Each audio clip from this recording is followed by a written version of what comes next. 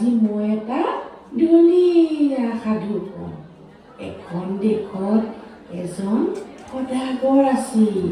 সদাগৰজনৰ এজনী ধুনীয়া ছোৱালী আছিল। ছোৱালীজনীৰ নাম কি তহঁতে জাননে? ছোৱালীজনীৰ নাম হ'ল তেজীমলা।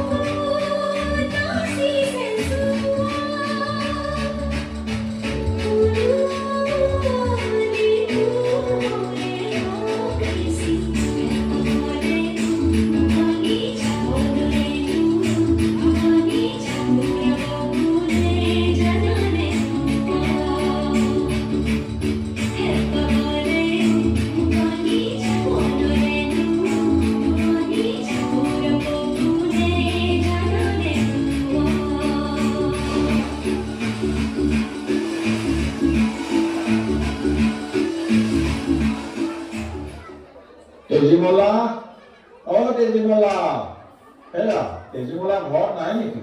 ক'ত যাবনো? লগৰ কেইজনীৰ লগত চাগে নদীৰ পাৰত টিকিলিকিলাই ঘূৰি ফুৰিছে। তোমাৰ জীয়ৰে মোৰ কথা শুনিলেহে। এতিয়া বেলি ডুবৰ আগত ঘৰ আহি সোমালেই হ'ল আৰু।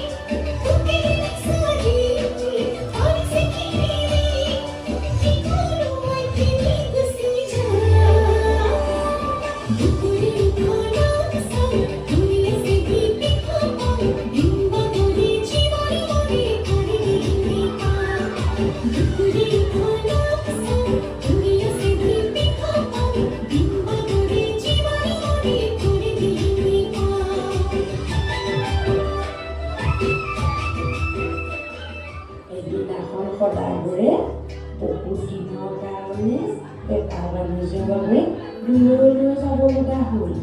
তেতিয়াৰ পৰাই আৰম্ভ হ'ল তেজীমলাই বৰ বেয়া দিন। মাহে মাহে তেজীমলা মাৰধৰ কৰে, খোৱা বোৱাত কষ্ট দিয়ে।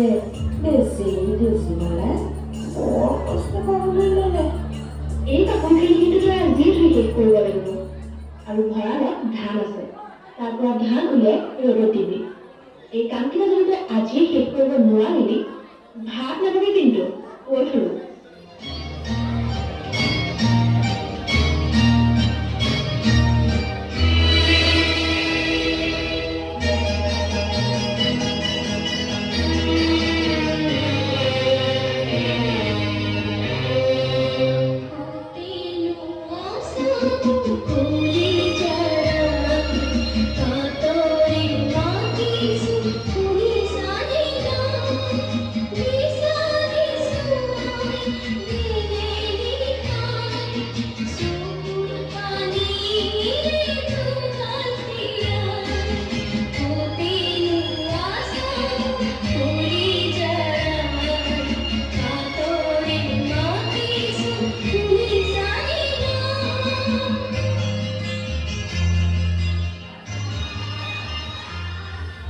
তেজীমলা, বিয়ালৈ যাবি নেকি?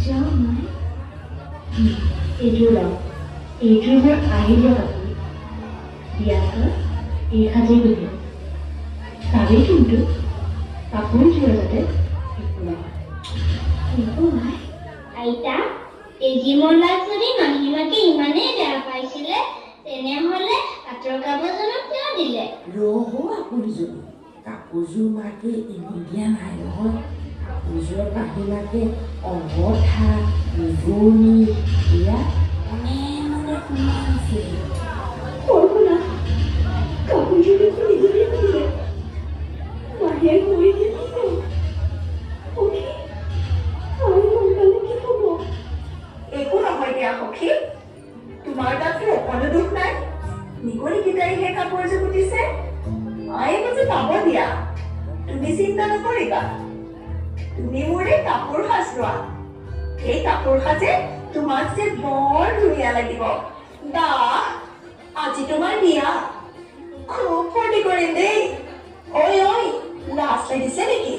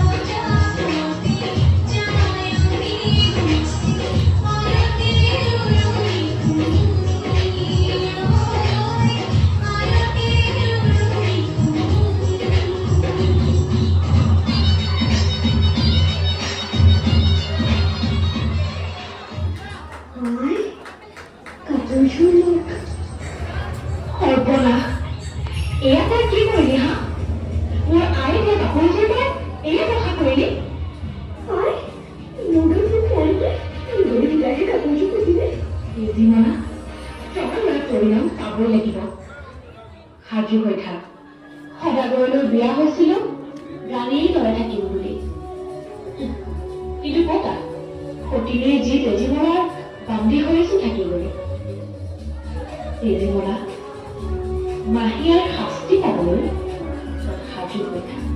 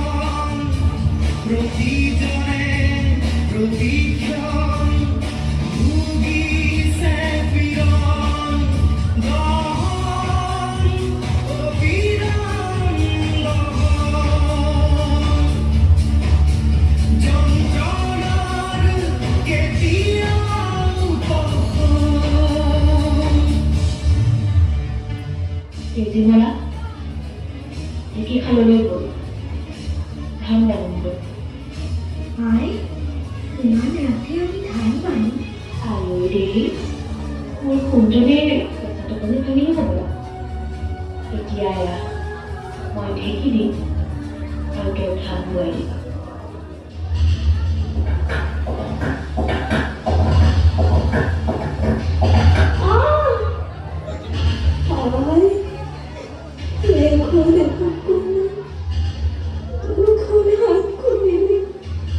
হাতকেইখনহে খুন্দিছে ভৰিকেইখন আছে নহয় দে ভৰিয়ে দে